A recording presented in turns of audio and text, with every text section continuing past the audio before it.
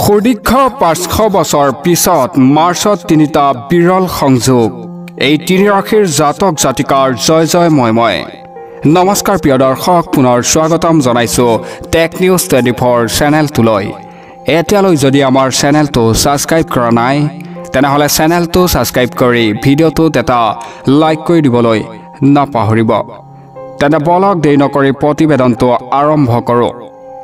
বৈদিক শাস্ত্ৰ অনুসৰি প্ৰতিটো গ্ৰহেই নিৰ্দিষ্ট সময়ত নিজৰ ৰাশি সলনি কৰে ফলত কেইবাটাও ৰাজযোগ নিৰ্মাণ হ'বলৈ গৈ আছে ইয়াৰ প্ৰভাৱ সকলো ৰাশিৰ জাতক জাতিকাৰ ওপৰত পৰিব পঞ্চ মহাৰাজযোগৰ ভিতৰত তিনিটা ৰাজযোগৰ নিৰ্মাণ এই মাৰ্চ মাহতেই সম্পূৰ্ণ হ'ব এটা সূৰ্য বুধৰ বুধাদিত্য ৰাজযোগ লগতে সূৰ্য শুক্ৰৰ শুক্ৰাদিত্য ৰাজযোগ আৰু বুধ শুক্ৰৰ লক্ষ্মী নাৰায়ণ ৰাজযোগৰ বাবে কিছুমান ৰাশিৰ বাবে অতি ডাঙৰ সময় আহি আছে কিছুমান ৰাশিৰ বাবে ভাগ্যই তেওঁলোকক সমৰ্থন কৰিব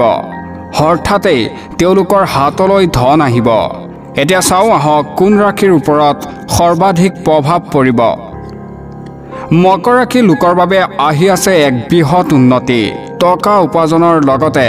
জীৱনৰ আন বহু ক্ষেত্ৰত লাভালাভ দেখিবলৈ পাব মকৰ ৰাশিৰ জাতক জাতিকাৰ সাদে খতিৰ দুখ কষ্ট লাঘৱ হ'বলৈ ওলাইছে হঠাতে টকা লাভ কৰিব আৰু কৰ্মৰ ক্ষেত্ৰত নতুন দায়িত্ব পাব পাৰে সফলতা আহিব জীৱনত আয়ৰ নতুন উৎস সৃষ্টি হ'বলৈ ওলাইছে কেইবাটাও পৰিকল্পনা সফল হ'ব লগতে টকাৰ ফালৰ পৰা ভাল সময় আহিব আৰু নতুন মানুহ লগ পাব মকৰ ৰাশিৰ জাতক জাতিকাই তিনিটা ৰাজযোগ গঠনে বৃষ ৰাশি লোকৰ বাবে অনুকূল পৰিস্থিতি সৃষ্টি কৰিব ব্যক্তিত্বৰ মূল্যৱান হ'ব কেৰিয়াৰ বাবেও এইটো এটা ভাল সময় এটা আৰ্থিক অৱস্থা আগতকৈ ভাল হ'ব বিনিয়োগ বা সম্পত্তিৰ লগত জড়িত বিষয়ত আপুনি ভাল ফলাফল পাব এইবাৰ সকলো কামনা পূৰণ হ'ব বৃষ ৰাশিৰ জাতক জাতিকাৰ এতিয়াই টকা সঞ্চয় কৰিব পাৰিব জীৱনৰ প্ৰতিটো ক্ষেত্ৰতে সফলতা আহিব বৃষ ৰাশিৰ জাতক জাতিকাৰ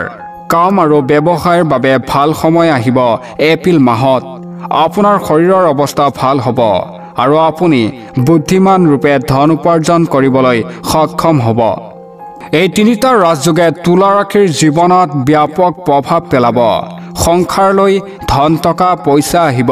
তুলা ৰাশিৰ জাতক জাতিকাৰ শুক্ৰৰ উচ্চ ৰাশি তুলাই নতুনকৈ উপাৰ্জন কৰিব পাৰিব নতুন আঁচনিৰ সফল হ'ব আবদ্ধ হৈ থকা ধন পাব এতিয়াই সিদ্ধি যুগৰ সৃষ্টি হ'ব সহজে ঘৰ আৰু গাড়ী কিনিব পাৰিব news desk report tech news 24